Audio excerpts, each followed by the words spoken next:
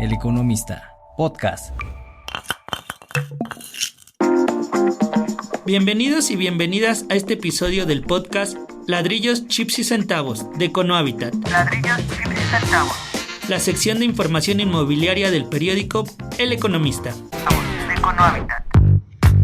Mi nombre es Fernando Gutiérrez, editor de dicha sección, y en esta ocasión tenemos un invitado especial para hablar sobre el uso de la data para el mercado inmobiliario. En una época donde los datos se vuelven fundamentales para analizar el comportamiento de los consumidores, es indispensable conocer cómo se está manejando este asunto en el sector inmobiliario. Y para hablar de este tema tenemos a un invitado de lujo. Él es Eduardo Torres Villanueva, quien es director de la consultora AI 360. Eduardo se ha desempeñado tanto en el ámbito público como en el privado en materia de vivienda, con una amplia experiencia en el sector, y por ahí dicen que es quien mejor sabe del tema de vivienda en México. Eduardo, ¿qué tal? Muchas gracias por aceptarnos esta entrevista. Muchas gracias, Fer. Gran piropo el que me haces. Es un placer estar aquí contigo. Perfecto. Eduardo, te invitamos para que nos platiques un poco sobre el tema de la data alternativa en el segmento inmobiliario y cómo AI 360 está aprovechando esto para dar información precisa a un mercado que yo creo, y lo platicábamos antes de la grabación, pues le hace falta esto, ¿no? Tener más precisión sobre la información. A veces vemos datos que no son uniformes con otras fuentes y eso complica mucho a la industria, ¿no? Cuéntanos un poco sobre cómo tú has visto esta área de oportunidad para potencializar pues unas herramientas pues de bastante utilidad al sector. Muchas gracias, Fer. Claro que sí. Pues bueno, como bien lo dijiste al inicio, vivimos una época donde cada vez es más importante tener datos y sobre todo administrarlos adecuadamente. Hoy lo que nos sobran son los datos. Y creo que hay una oportunidad muy grande de explotarlos de una manera eficaz, eficiente. Hoy tenemos información que está dispersa por distintas fuentes, ¿no? Donde pasamos por un semáforo y hay una antena arriba de nosotros que nos capta cuando pasamos. Pasamos afuera de una tienda y hay hay un dispositivo que nos capta. Pasamos debajo de una luminaria y hay un dispositivo también que dice pues cuánta gente está pasando por esa zona. Hay información que está, digamos, al alcance o está en el ambiente y de distintas formas, y las empresas, las organizaciones y los gobiernos están buscando cómo hacer mejor uso de esa información de una manera sensata, porque hoy pues estamos saturados, pero te pongo el ejemplo de los teléfonos móviles que hoy están generando un gran volumen de datos, una más de esas fuentes, y que son una mina de oro cuando ves el potencial que hay, porque pues cada vez que usamos nuestro teléfono estamos generando una pieza de información que es muy valiosa, por dónde estuviste, dónde consumiste, dónde navegaste, qué tipo de información te interesa. Sobre todo que esto impacta, como ya lo dijimos, en distintas industrias, pero dentro del segmento inmobiliario a las distintas capas que hay dentro de esta industria, ¿no? Consumidor, empresas, consultores, autoridades, o sea, y tú sabes bien de esto. Entonces, ¿a quién le puede servir esta información y cómo se está usando actualmente, Eduardo? Sí, Fer. Pues mira, déjame insistir en el tema del uso de los teléfonos móviles, porque ahí hemos estado explorando una gran cantidad de información y soluciones para nuestros clientes. Te voy a poner 3 ejemplos de cómo se utiliza esta data. Pensemos en un desarrollador inmobiliario que tiene su desarrollo y necesita promoverlo y no sabe dónde. Entonces, hay una información muy interesante de por dónde se mueve la gente, de dónde llega la gente a trabajar a cierta zona de la ciudad, por ejemplo, la Colonia del Valle o Polanco, o Santa Fe, desde dónde llegan. Y entonces, para un desarrollador inmobiliario sería muy útil saber el origen de los viajes que tienen como destino esas zonas. Y también sería muy útil saber cuál de esa gente que está ahí, donde está su desarrollo, vive ahí, trabaja ahí o pasa por ahí. Y también sería muy útil saber el nivel de ingreso de esas personas, porque entonces le puede ofrecer un producto a la medida y sabe cuántos compradores potenciales tiene de su producto, ¿no? Otro ejemplo son las cadenas de autoservicios o o restaurantes que están buscando una mejor ubicación o su siguiente ubicación, y entonces para ellos es muy importante saber pues la esquina por donde más pasa gente, pero también las visitas que hacen los clientes a sus tiendas competidoras en esa tienda, o de dónde llega la gente que visita la mayor parte, que hace la mayor parte de sus visitas en un mes, a qué distancia recorre, cuántos son de ahí, cuántos son de fuera. Oye, y también hay un tercer caso que son las instituciones financieras, donde están empezando a utilizar esta data de los teléfonos móviles como complemento a lo que les da la información tradicional, que es típicamente buró de crédito, pero que les abre un perfil muchísimo más amplio, no solo de su comportamiento de pago, pero de sus hábitos de consumo, su frecuencia, la lealtad que tienen a cierto tipo de productos, la frecuencia con la que consumen, y eso abre un mundo de oportunidades. En el ámbito financiero, antes se veía que buró de crédito era todo lo que dictaba si le podían prestar a una persona o no, y ahora pues este tema de los datos alternativos está cambiando esta visión, ¿no? Este comportamiento de no nada más basarse en buró de crédito para poder analizar el comportamiento de una persona en este sentido. Eduardo, suena que el tema de la información personal circula, y entonces ahí entra el temor de las mismas personas en saber quién tiene acceso a estos datos. Entonces, ¿qué hay del tema de la privacidad y el consentimiento de las personas para usar sus datos? ¿Cómo ves este aspecto? Sí, Fer, pues mira, yo creo que lo primero que hay que decir es, nosotros estamos dejando mucho de nuestra información, pero de una manera voluntaria, por el tipo de consumo que hacemos, ¿no? Oye, cada vez que nosotros le damos sí, lo quiero gratis en esta aplicación increíble, pues esta aplicación no va a hacer dinero con nosotros porque lo quiero gratis. Entonces su modelo de negocio es pues vender el volumen de consumidores que tiene y los hábitos de esos consumidores. Y eso no quiere decir que vendan tus datos personales, quiere decir que venden la información de los hábitos de consumo de su aplicación, y eso es muy diferente porque esa información es anónima. Nada más tienes información del dispositivo, pero no de la persona, ni de su número de teléfono, pero sí es muy valiosa para poder hacer productos a la medida. Hoy cada vez es más común el término hiperpersonalización, y esa hiperpersonalización solo es posible en la medida en que permites que haya información que sea útil para diseñar productos a tu medida.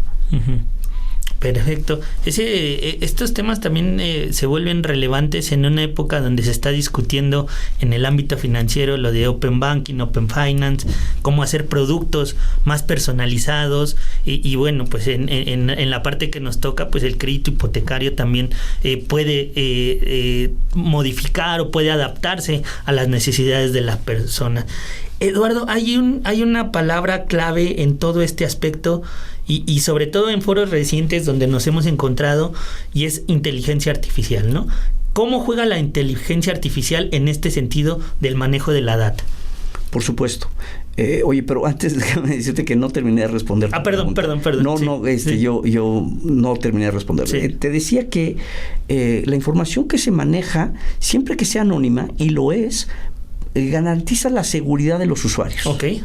O sea, si tú no estás dando tu nombre ni tu número de teléfono, sino se explota el tipo de hábitos que tienes, entonces pueden generar perfiles como el tuyo, y entonces pueden diseñar patrones de consumidores como tú, y entonces puedes ayudar sin que la información circule de manera personal, de manera anónima, para tener un mejor diseño de productos. Y ahí es donde entra la inteligencia artificial. Cuando tienes un gran volumen de información acerca de las personas, puedes predecir su comportamiento futuro, puedes calificar el comportamiento que han tenido en el pasado, puedes crear patrones. Por ejemplo, nosotros en i360 estamos construyendo patrones de consumo basado en dónde vives y dónde sueles comprar. qué tipo de establecimiento sueles visitar para tener un modelo que permita anticipar qué tipo de consumidor eres, qué tipo de perfil tienes. Nosotros estamos muy enfocados, como sabes, al mercado inmobiliario, pero tenemos que darle información de valor a quienes financian o a quienes deciden invertir en una nueva ubicación, y esa información resulta vital para poder entender quién va a llegar a tu tienda o quién puede comprar tu vivienda, ¿no? Incluso quién es un mejor sujeto de crédito para una hipoteca. Eso es muy interesante, sobre todo en estos modelos de los iBuyers y sobre todo estas nuevas formas de comprar y de comercializar vivienda, que me parece que es muy importante cómo pueden utilizar estas herramientas como la inteligencia artificial en estos modelos, ¿no? Oye, Eduardo, ¿hacia dónde va el tema de los datos? ¿Hacia dónde se tiene que ir avanzando o hacia dónde se va a avanzar? No necesariamente son preguntas relacionadas. Mira, yo diría que vamos a avanzar en distintos canales, distintos productos. La inteligencia artificial generativa me parece que va a seguir avanzando mucho, pero al final creo que lo que tenemos que pensar de una manera objetiva es que detrás de los modelos de inteligencia artificial, generativa o no, hay datos. Y lo primero que tenemos que pensar es en que pues tengamos datos de calidad. Entonces, pues tener cada vez más datos nos ayuda mucho, pero hay un trabajo de procesamiento de la información que no nos podemos sustraer de él, ¿no?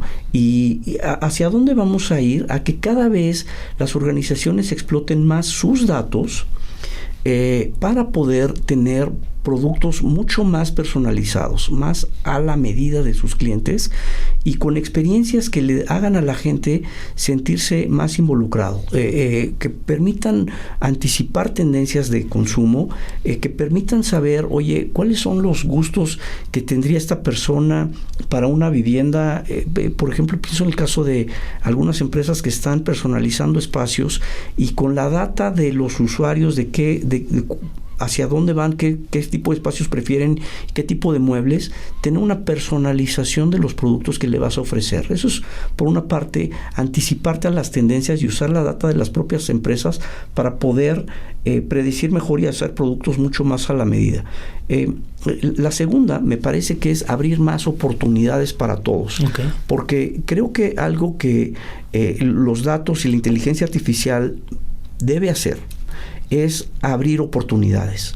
Pensemos, por ejemplo, en el financiamiento. Hoy, si hoy permitimos que la data que hoy no existe disponible para un segmento importante de la población, la base de la pirámide, como sabemos, tiene muy poca penetración financiera, sí, claro. Y una parte importante es porque no se les conoce, pero si tenemos métodos alternativos para conocerlos, entonces podemos diseñar productos para ellos a su medida, con base en la información que tenemos. Si hoy podemos, por ejemplo, sacar el precio de tu casa a un precio de 0, en vez de pagar un porcentaje del valor de la vivienda por conocer pues cuánto vale, entonces estamos ampliando las posibilidades que hay para detonar el mercado inmobiliario a través del financiamiento mucho más accesible y mucho más amplio para todos. Entonces creo que la segunda gran barrera o el siguiente gran hito que vamos a lograr con este uso de datos es la inclusión financiera. Claro. Oportunidades para todos y especialmente